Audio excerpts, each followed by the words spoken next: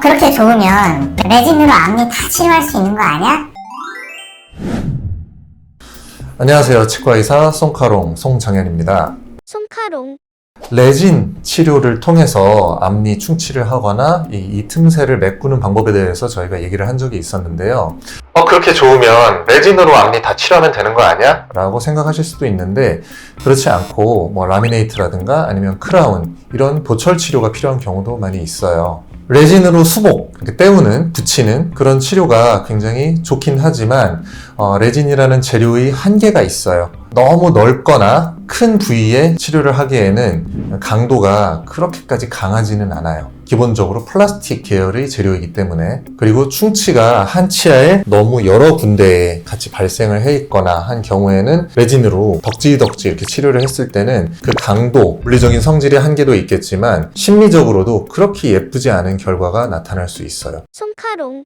이 라미네이트라고 하는 건요, 비니어라고 하는 개념이에요. 쉽게 생각하면은 여성분들 손톱에 얇게 인공 손톱을 붙여서 손톱의 길이를 연장하거나 색깔을 바꾸거나 하잖아요. 그거하고 아주 유사한 개념이라고 생각하시면 돼요. 치아에다가 아주 얇은 무언가를 만들어서 붙여 넣는 치료인 거다. 근데 그게 치아의 뭐 한쪽 면이라든가 아니면은 뭐 3면, 4면 그 정도를 둘러싸는 이렇게 붙이는 형태의 치료인 거고, 완전히 씌우는 형태면 이제 그게 크라운이 되는 거고요. 약간 크라운과 라미네이트는 정도의 차이가 좀 있는 거다라고 생각하시면 되는데, 기본적으로 붙여 넣는 치료이기 때문에 두께가 조금 생길 수밖에 없어요. 그래서 0.3에서 두껍게는 0.7mm 정도까지 두께가 늘어날 수밖에 없는데, 그렇다 보니까 어떤 경우에는 치아를 약간은 깎아서 만들어야 될 수도 있어요. 그게 아니라 두께가 조금 두꺼워져도 괜찮구나 싶을 때는 무삭제 라미네이트라고 많이 하죠. 이를 깎지 않고 하는 라미네이트가 될 수도 있는 거고요. 다시 돌아가서 레진 치료를 하지 않고 라미네이트를 해야 되는 경우는 어떤 경우냐, 레진으로 하기에는 충치가 너무 심하거나 크거나 여러 부위에 다발성으로 발생했거나 아니면은 좀 예쁘게 여러 치아를 한꺼번에 해야 된다거나 할 때는 레진에 비해서는 라미네이트 치료가 훨씬 더 효과적일 수가 있겠죠.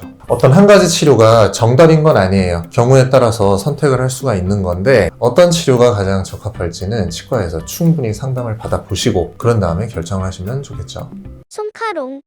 보시면 뭐 라미네이트를 했을 때 막 평생 후회한다 뭐 한다 이런 사실 뭐 자극적인 영상이나 이런 것도 많이 있거든요. 근데 케이스마다 다른 거예요. 꼭 라미네이트가 적합한 경우도 있는 거고, 이거는 그냥 적당히 작게 치료를 했어도 되는데 괜히 이를 막 확 많이 깎아가지고 라미네이트를 해서 시리고 막 아프고 자꾸 떨어지고 이런 경우도 생길 수 있는 거고, 너무 단편적으로만 생각하실 일은 아닌 것 같아요. 정리해보자면, 너무 충치가 덕지 여러 군데에, 뭐 한 치아에 여러 군데가 있든 아니면 여러 치아에 덕지 있든 아니면 치아가 좀 많이 벌어져 있거나 배열이 좀 좋지 않거나 그런 것들을 한 번에 교정을 하고 싶을 때, 한 4개, 6개, 8개 치아를 한꺼번에 확 예쁘게 하고 싶을 때, 그럴 때는 라미네이트를 통한 치료가 굉장히 좋은 선택이 될 수도 있다 정도로 생각하시면 될 것 같습니다. 그럴 때는 라미네이트 치료를 통해서 적절한 강도와 뛰어난 신미성을 확보하시는 것도 굉장히 좋은 치료가 될 거예요. 지금까지 송카롱 송장현이었습니다. 감사합니다.